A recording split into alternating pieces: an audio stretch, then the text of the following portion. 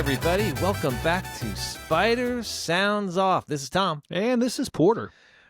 Well, I want to thank our opening band. That was the Spider Sound Off Mariachi Band leading us into our kickoff. That's a little the Cancun theme. We'll be talking about that tournament later. Also thought, I was listening to some of our old podcasts, and I think when we started off, we did some intro kind of explaining who the heck we were. Okay. I think we've lost a little of that, and we may be getting some new listeners kind of every time. So maybe just as an introduction. Just a couple random guys in Richmond shirts sitting in front of a Richmond wall talking I don't Richmond even have basketball. a Richmond shirt today. I've been working too hard. But anyway, we are alumni. We're season ticket holders, so we live here in Richmond. We're friends from college. We lived together some after college. So, but anyway, so we come from a fan perspective. We sometimes think we're analysts, but we're really just fans. We don't coach, and we weren't very good when we did play. Correct. But we are fans. We're passionate fans for Richmond Spiders basketball. We talk about men's basketball and women's basketball. We do. And hope if you're new or relatively new, you learned a little bit. But tell your friends. We want to keep growing this thing. We appreciate every kind of new listener or new viewer that comes. Like or subscribe. They'll get sent to you automatically. We're trying to do 2 a week during the season, and we'll try to keep it going in the off season.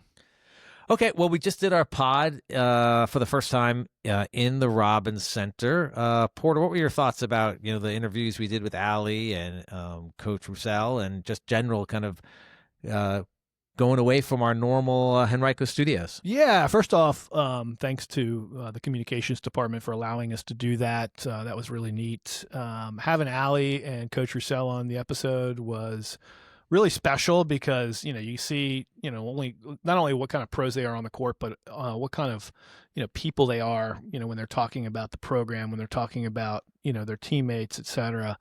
So that was just really special for me. I really enjoyed it. I am shocked actually that we pulled it off because there's a fairly large amount of technical work behind the scenes to move the Henrico studio to a different place and set it up and successfully record. You only get one take when you're bringing in players and coaches, so you can't mess that up. So hats off to my sound guy over here who does all of our sound work for making that work.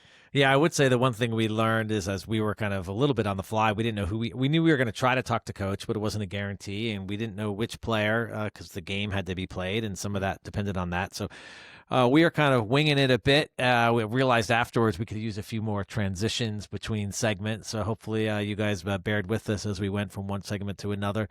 I'm going to have a really cool transition right about now. Okay. So let's talk about the games we got this week. That's really the purpose of this pod. Yeah. We don't need to talk about any games that happened because we've done that already. Can we do the men first this time? And yeah, so we can do the men. So this is the Terry's Chocolate ESPN event Invitational, and we're in the Imagination bracket. I'm not even sure what Terry's Chocolate is. Is that a brand? So I was hoping to get some. I couldn't find it, but I know what it is. So Terry's Chocolate, and I'm curious if you like this or not. It is. It's orange chocolate. Okay. And it comes in it's like the shape of an orange. Oh, yeah. And you smack it down, and then the pieces all come off, and they're like chocolate-covered orange slices. Never heard of it. So I've never had it. I do not like chocolate orange in general. You get the chocolates in the big pack, and you have the little ones you try. If it's orange chocolate, I try to stay away. But this is the sponsor, Terry's Chocolate. This is in Orlando. It's at Disney World, the ESPN Events Center there, and there's a bunch of teams there. We're in one bracket called the Imagination bracket. They've got all these other brackets. You don't play the other brackets, so I think they have probably a dozen teams down there, and some of it started today. But whatever, it's a moneymaker, I'm sure, for somebody. And we have our first game Thursday against Furman. How great is it that we've got Thanksgiving on Thursday, and then we're bookended on both parts of Thanksgiving with Spider basketball. 11 a.m. the men, 9 p.m. the women. 2 games to indulge in. And plenty of time to eat in between. Yeah, absolutely, right? And Turkey this or is the ham Furman, or whatever your tradition is. Yeah, it's the Furman Paladins, right? Yes. That's Furman a great name, by the way. I love that name. Furman's our first opponent. They opened up at 133 in the Ken Palm rankings. They've slipped to 163. They're going to be known for probably the tallest team we play all year. They're number 3 in the country in terms of average height. That's another advanced metric that KenPom tracks. They have How advanced is that? You're just measuring height. Well, actually, no, there's more to it. And I figure you might ask me, like, it's not just measuring height. You want me to give you the actual formula? I'll do it. No, you don't have to. It's computed by taking the average listed height of every player on the team, weighted by minutes played. Players that have played less than 10% of their minutes are not included in the calculation. So if you got like a 7'6" guy who never gets in, he doesn't count. Right. They actually play they start 2 6'11" guys. So we have a front line of a power forward and center combination that are both 6'11". So presumably Walls and Beagle are going to be very busy in this game. Yeah, usually are. A lot of size inside. The Johnston, who's one of their bigs, averages about 10 or a little bit over 10 rebounds a game. Bowser's the other one. Then they go 6'7", 6'4", 6'5". 6'7" are the other 4 guys who play a lot of minutes. So there's not a short guy on the team. They're all pretty tall. That doesn't mean they're good at basketball. So myself being a great representation of that, but they are going to be tall. So did you say the guy's name was Bowser? Bowser, yeah. Do you remember? Wasn't there Bowser from like the Sha-Na-Na? Yeah, Bowser. Exactly. He was the deep voiced one. Yeah, right? we just dated ourselves. Yes, we did. Yes, we did. Anyway, so they haven't had a good year so far. I mean, they're not doing what they expected to do. I mean, they're. I think they're a better team than people realize. So far, it looks like, looking at the results, their 3-point percentage has been really, really poor. I just want to do it one. Giddy up the bow wow. Okay, sorry. That's the end of. You got to go deeper to get Bowser, man. He was super deep. That's the best I can do. Go ahead. So anyway, they got a freshman point guard named Wilkins who looks like a stud. So that'll be interesting to keep our eye on. They just haven't been great at shooting the 3-point shot. Now, the problem with teams like that is if they get hot from 3, you could get a positive regression result, which could be a problem for the Spiders. I think this is going to be a tough game for us. It's the first away game for us all year, and away games always present their own set of obstacles. No, it is neutral court. It is a neutral court. I suspect there's probably not many fans in attendance at an 11 o'clock game in ESPN. On Thanksgiving Day in Florida. Right. Yeah, because both schools aren't in Florida. So I would say, Bartorvik and KenPom see between a 5 and 6 point win for Richmond. They give Furman about a 30% chance of winning the game outright. I think it's going to be really important to keep the momentum that we've built with these non-con games. I mean, you just got to come out real quick and just light them up from the start. If you can put them on their heels, I really like our chances. But you're going to have to play that pressure-filled, game where every minute's being maximized by fresh legs. It's certainly an advantage. And I don't think, this is not a fundamental part of why Mooney's playing so many players. But when we talked to Coach Roussel the other day, like when he was talking about back-to-backs, he kind of knew and he accepted that he's got players putting up a lot of minutes, but that's the way his team is constructed right now. Right. He's not worried about it, but it is part of the challenge of back-to-backs. Like we have none of that with our team. I mean, no one's playing 35 minutes a game and has been like pushed so hard through that 5-0 streak. So there's a nice advantage. And I don't know how Furman and Charlotte and Illinois State look minutes-wise, but at least for us, we're not going to have issues with legs. Yeah, I think Richmond, when I checked, and I meant to write this down, but I think we are 4th in the nation in bench minutes. So we play, more people than just about everybody in the nation. So that should be an advantage on a back-to-back day like this. At least for the second game. I'm not sure how much it helps you in the first game. Yeah, at a minimum, it just helps you in that if someone's really off or even just we had 2 players out in the last game, but they're kind of towards the bottom of the bench. But we lose 1 player because they have the flu. It's not, there's no one on that team where you're like, well, now we're dead because we just lost that person. So that's just an advantage. Hopefully we carry all season. I mean, when you get these games, a lot of people will say you want to play the better team, so it helps your ratings. It only helps your ratings if you beat them and beat them with efficiency, right? So you want to play the teams that you can beat efficiently, and that's the main thing to keep in mind. So the second game will be against either Illinois State or Charlotte. Illinois State's the favorite in that game. Illinois State's the favorite in the first game. They started at KenPom 121, moved up to 114. They've got a couple really good players on that team. They could be dangerous, but Charlotte could be dangerous as well. I mean, I think the guys you got to worry about on that team look to be their guards. Actually, it's Coleman who scores. It's Kinzinger. Those are the kind of guys that are putting up double-digit points a game. And they also get a lot out of their 6'9" center. So those And three. you're talking Illinois State. Talking Illinois State, the two guards in the center look like they're putting up pretty good points. The thing that's kind of interesting about Illinois State is they play elite 3-point defense. They're 7th in the nation, allowing their opponents only shoot 23.9% from three. So that's something to keep an eye on. That's, I think, a strength of the Spiders this year in the last two games. Yeah, it sounds like a game where Jaden Daughtry could really have an impact. You'd love to see Daughtry just pounded inside. Charlotte, they started at KP 190. That's Ken Palm now at 179. Their defense does not look to be very good this year. They're 293 in overall defensive efficiency this year out of 365. That's not great. Their team, looks like they have one really very large man on that team. It's a center. He's 7'2". He's a junior, and he's a rebounding machine. So that's going to be, That's on Charlotte, you're saying. This is Charlotte's team. But I think their points are coming from their small forward in this game, and he's 6 foot. See if I can read this. I'm assuming they play 6'5". after us. I mean, we're playing at 11. I assume we're the first game of the day. That's a good question. I don't know that for a fact, but it's either going to be Charlotte or Illinois State. I don't know which one I really want to play. I guess the one that I want to play is the one that we beat convincingly, because you don't want to get into a really close game. Well, I think Illinois State, out of these three teams, has the best chance of being a top 100 team at some point. I agree with this that. year. So Yeah. I'd like to play them, and obviously get a win, come out of this tournament 7-0. I mean, I think that's what we really, if we're thinking any chance of at-large bid, we know our out-of-conference schedule doesn't give us kind of these marquee games. You have to win these games. Yeah, we've got to win these games. You got to go 7-0, and then you got your first real game where you're not predicted to win at Belmont following these two games, but you kind of need to win these two neutrals, go 7-0. I think you'll start getting some more interesting attention too if you're 7-0 sitting on that start. So we'll see what happens. Okay, and then we've got the women's playing in the Cancun Challenge. I saw that the AP poll came out today. We're in the receiving other votes. We're 29th. Yeah, that's great. So we moved up in the AP poll, and we'll move up a lot more, I think, if we go 2-0 in this tournament. Yes, the first up is TCU, and TCU is a behemoth. They are a top 10 team no matter which way you look at it. And that's a 9 p.m. game it's a 9 on Thursday. PM game. That's what Coach said to us. So after some food, some pie, some football. Tune in. The only challenge is I think it's on Flow Sports, which isn't my favorite way to watch a game. No. I love the ESPN Plus contracts, by the way. That's the way to watch Spider Ball.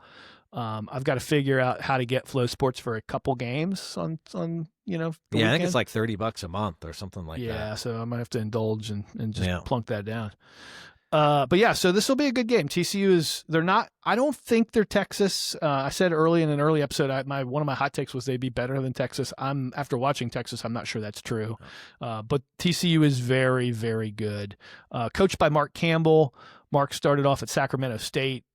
Since coming to TCU, he's been 8th in the country, finished 8th in the country last year. They were a 2 seed. They made the Elite 8, and they're 8th in the country right now. So he's turning this program into a behemoth. The big player is Olivia Miles. She was a transfer into TCU. Where was she from? I think she was Notre Dame. Yeah, that's what I thought. I think she's one of the best players in the country, so that's something to keep an eye on. She's 5'10", so that will be an interesting matchup for whoever has to guard her. That's going to be Alicia's assignment, I suspect, from the start, and we'll see how she does. Yeah. And Rain Wright will be ready to come in, too, if the height becomes any sort of issue. Looking at their adjusted, so just looking at their, this is a Bar Torvik advanced player rating. It goes Miles, Hunter, and then my printing is a little small here, and my eyesight is not nearly as good as it used to be, but it goes Miles, Hunter, Suarez, Bigby, and Schur are the highest rated players, but then you've got Silva playing 54% of the minutes, and she's 6'7". So you're going to have a 6'7" post player inside. And guess what? If she doesn't do very well, they got 2 more 6'7" players behind her. Yeah, I know Coach mentioned that they've got some bigs that are going to cause us trouble or could cause us trouble. So that's going to be a tough game. I mean, if we win that game, we are firmly in the at-large spotlight. And you know what? The game after, it's not going to be easy either. So the women's season of the incredible schedule continues. Yeah, that's right. So this is different than the men's bracket. When we talked about the men's team, there's kind of you play the winner of a game. This is more of an exhibition, like it's set up. It's similar to the tournament that Henrico does. Like we know who our second team is. We're playing Green Bay, coming all the way from Lambeau Field. So Green Bay's already beaten Kansas State. They beat Loyola Chicago, who's an A-10 team. They lost by 4 on the road at Wisconsin. They're coached by Kayla Carius. We know we have the best mid-major coaching staff in all of basketball, but this is a rising star that they've got. Last year, she took Green Bay to a 29-6 finish and a 12 seed in the NCAA tournament. This year, she's got them 5-1. That makes her 34-7 in her last 41 games. And it's a good team. It's a really good team. So they're ranked 86 according to Bartorvik right now. They feature Megan Schultz, who is their probably most efficient player. She plays only about 60% of the minutes. The most minutes are played by Maddie Skorupski, who plays 81% of their minutes and is pretty highly regarded. That's a 6'4" sophomore and a 5'8" senior. And then they have Duffney, Pepler, and Buzel, all between 5'7" and 5'10", that are rated pretty highly from a efficiency perspective, according to Bartorvik. So it's going to be a tough game right now. And they play, just so you know, I was just looking this up. They play NC State. Yes, they have a tough game beforehand. NC State, who still made it into the AP Top 25, despite being 3-3. We'll go a little bit around the A10, and I'll talk about NC State. So that's. But yeah, they do have a game the day before. They're at 3 p.m. and then I guess the Friday game is at 8. So it's a late game on Friday. Or maybe it's 9 p.m., I think. It's 8 Green Bay time. Yeah. According to the advanced stats, we should lose to TCU and beat Green Bay. But you know what? The advanced stats don't play the games. The players do. And, you know, I was just so impressed with the interview with Allie, just to hear her kind of compliment the other players on the team and what they're good at. Like, the thing that we don't talk enough about with this women's team is how much they play for each other. Yeah. That's something that I'm super impressed by. Well, it's interesting just looking at some of Green Bay's scores. So you said they beat Kansas State 47-44 was that game. And when they beat Loyola Chicago 55-46. Now they have some, you know, they can score if they need to. So it's not like they can't. When they lost to Wisconsin, it was 76-72. But that just sounds like a game where we need to push that pace. Like, we can't be in a 47-44 battle. That's going to be trouble for us. We're going to need, you know, this is a game where we're going to need all of our big three to show up and have a big game. You know, I think to beat TCU, you're going to need all, you know, 8 of the players who played meaningful minutes, or 9, whatever that number is, to have a really good game. Everybody's got to play their best game to beat TCU, but we're going to need the big three to show up and show out to beat Green Bay. Yeah, that's right. Okay, so let's do a little around the A10, and we'll kind of transition that to that NC State. There was a big A10 women's team victory. Rhode Island beat ranked NC State. So that's a nice win for our conference, but it made me also look when the AP poll came out today. Like you said, NC State is still ranked at 3-3. And I'm coming up with a new term. I don't know if I really created it, but I'm calling it the PFF, not BFF, PFF. That's a Power 5 fraud. You're a Power 5 fraud with a ranking way too high. You're a Power 5 fraud, barely worth our time. And I'm calling NC State a Power 5 fraud on the women's side. They did beat 14 Tennessee, so that's like their marquee win. If you can beat Tennessee, but their other 2 wins are unimportant: Coastal Carolina and Maine. Okay. They lost to TCU. They lost to URI, who's unranked. They lost to USC, who's ranked. Okay. So they got some good losses, but like that 1 win and 3 losses, including a loss to URI, still has them ranked. And let's be clear, I did some more research. USC, they're another Power 5 fraud. The only game that they've won that's as any of note is against NC State, who's a Power 5 fraud. Come on, people. Who's got the voting? Who votes for this? This is just like, It's not Spider Sound Off. And you know, I'll come up with maybe next week some men's Power 5 fraud. But I think on the women's side, NC State, you stink. Okay. And guess what? USC, you stink too. You know, my son went to NC State. So. Well, I'm okay with the universities and the people who go there. I'm just saying they're ladies teams. I gotcha. Yeah, they shouldn't be 25. 3-3 should not be 25 in the nation. Okay, on the men's side, the A10, like, and this is true on the women's, but I think on the A10, we're always thinking of how many bids can we get more than one bid? Yeah. Can we get back to 2? Can we back to 3? And this week is huge for us. Like, most of our teams are in similar tournaments that we're in. Some even better in terms of getting to play some top 20, some top 50 teams. So there are some games we need to win. Unfortunately, it did not start well today. This is Monday when we're recording that. The men's team from Rhode Island lost to Towson. Okay. Now, Towson's, they're a CAA potential winner. Okay. So they're a good team. But again, that like our teams, even our middle of the road teams need to beat CAA teams. Yeah, they do. Okay. So the week did not start well. Tomorrow, Tuesday, and so this will be probably published Wednesday or Thursday. So some of these games, hopefully we have the right results. So Tuesday, the Bonnies play UNC. And again, these are all really neutral court games right now. So that's a game that Bonnies are not expected to win, but have an opportunity for a really nice win for them and for the conference. George Washington in their tournament, they play 2 like mid-major teams, Murray State and MTSU. So those are teams that are, again, they're probably one bid leagues, but they're the ones who may win those leagues. So those are games like GW right now is our highest ranked, or them and St. Louis are our 2 highest ranked teams. When you're looking at the stats, so like they have to win both of those games. Like we want to keep GW in that top 50. Here's your top 6 in the A10, and I'll give it to 6 because Richmond is 6. Remember, we were preseason picked 10th, which I thought was very disrespectful. St. Louis is 51 in Ken Palm, VCU 53, George Washington 63 after their tough loss, Dayton 69, George Mason 82, and Richmond 101. So we're expected to be 10th. We're currently sitting 6th. You win a couple down here on a neutral court, you might see us move up to 5th or 4th, and we get the rest of the A10 in our sights. Yep. So I like where we're going. Other games Wednesday, VCU plays South Florida. Okay.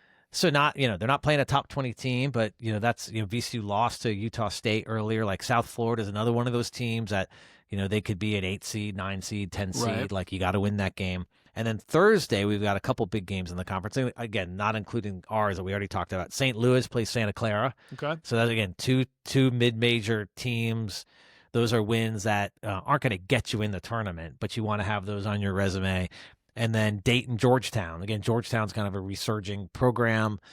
They're doing pretty well right now on the kind of the rankings. Dayton's obviously a perennial top team in our league. Right. So, again, none of these games are going to, are the CBS game that's on TV. But these are kind of we're in these tournaments against kind of mid-major opponents outside of the UNC Bonnies game.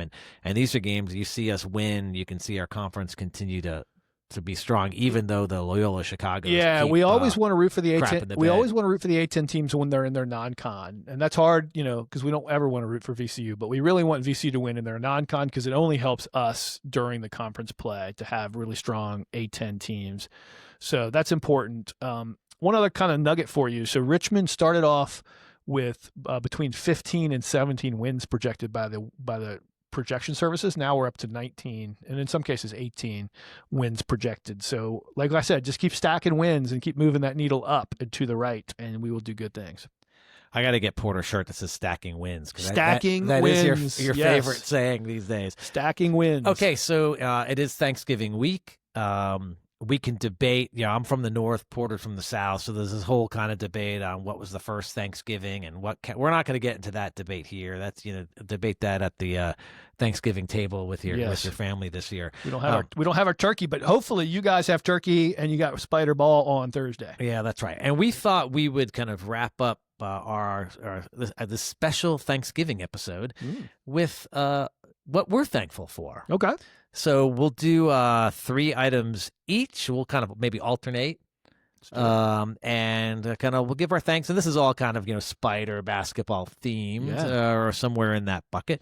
I'll let you start, Porter. What's the first thing you're thankful for? First thing I'm thankful for are our 4-year Spider players who have started their career at Richmond and finished their career at Richmond. Being a Richmond college basketball fan, you guys are the core of what we're trying to do and building, a national contender year in and year out. So that's Mike Walls on the men's side, Maggie Dugan, Rachel Alstrom, Jada Green on the women's side. I'm thankful that you guys decided to commit to Richmond, and I'm thankful that you played your whole career at Richmond. So that's my first. Well, that's a good one. My first one's kind of similar, although this is more, they'll fit that criteria next year. I'm thankful for Mikkel Tyne. Okay. I think there are times we kind of take him for granted. Okay. I mean, you think his freshman year, he was a key backup to a great team that we had, but still had to put up a lot of minutes backing up Hunt at the point guard. Last year, Hunt goes down. Like, he has to really carry the team. And we had a bad year, but I think he had to play a whole lot more than I think Mooney was planning. And he became a leader of that team, I think, by the end of the season, him and Walls. And now, kind of in his third year, I think last year you look at his stats, like his 3-point shot struggled, but our whole team did. I think, you talk about winning is contagious. I think losing was contagious last year. But Tyne this year has got his 3-point shot going. He looks like one of our best players on the court when he's out there. He does look good. His defense, we all remember how great Gilliard was at defense. He's not Gilliard, but I've seen some of that, like quick hands, stealing the ball one-on-one. So I'm thankful for Mikkel Tyne. All right. And again, and next year he'll be a four-year Richmond guy. Richmond So, Mikkel, thank That's you awesome. that you're doing what you're doing. Yes, thank you, Mikkel. Okay, what do you got next? I'm actually thankful for the city of Pittsburgh, Tom, and here's why. So Spider Sound Off, we're now in 21 countries, and we're in all the states, or most of the states.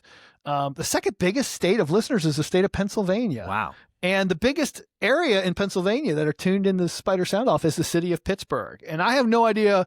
I don't know too many people from Pittsburgh. I know a few. We do have 2 of the women's recruits are from the Pittsburgh area. That's true. 2 women's recruits from the Pittsburgh area. But we have a lot of listeners in Pittsburgh. So I'm thankful to the city of Pittsburgh. We'll keep trying to do good content and keep all you folks who are loving Spider basketball in Pittsburgh interested. Yeah, and it could have nothing to do with it, but, I'll shout out to Duquesne because that's the A-10 team in Pittsburgh. That's true.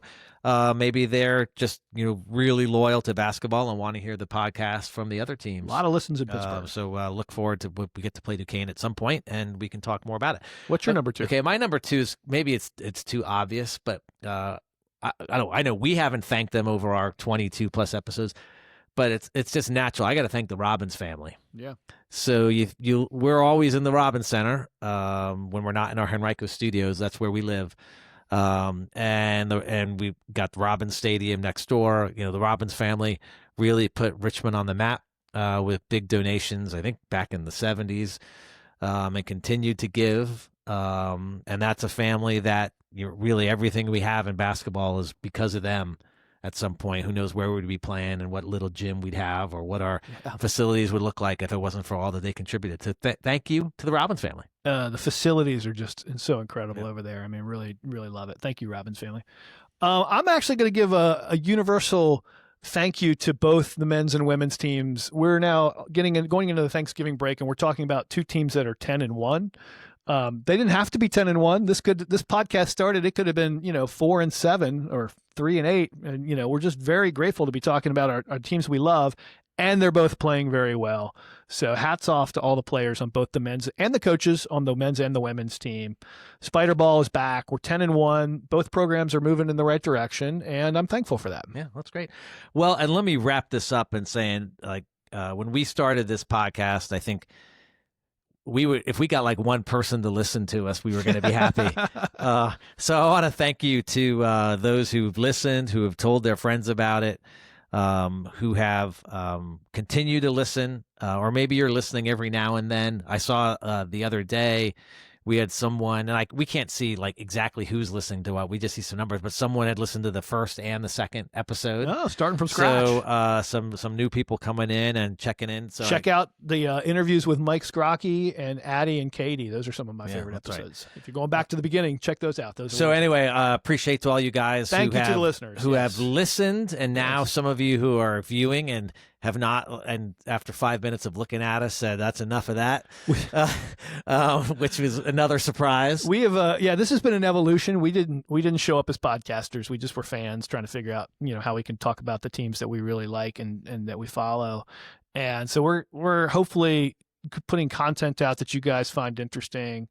We've evolved a little bit from just us doing audio to us interviewing people with audio to now us doing interviews with video and us doing video. So hopefully we're doing right by you guys. We'll keep pushing out content as long as you guys keep listening and finding it interesting. Yeah, that's right. And while I guess it didn't make our top 3, none of this would really be possible without Jason Vita, and Keelan, and Keelan, who both kind of work hard on the men's and women's programs, kind of getting that communication out, and have been very receptive to our ideas. And you guys don't understand how hard the communications morons. Team over there works. Yeah. I mean, we're just one of many media sources that they have to handle, and they work their butts off. So thanks for those guys for sure. All right, well, thank you, everybody. Have a great Thanksgiving. I hope this preview kind of prepped you for these games. We've got Thursday and Friday, and we'll be back to talk about the results of those games and the games we got going the week after Thanksgiving soon enough. But until then, this is Tom. This is Porter. And this is Spiders sounding off. See ya.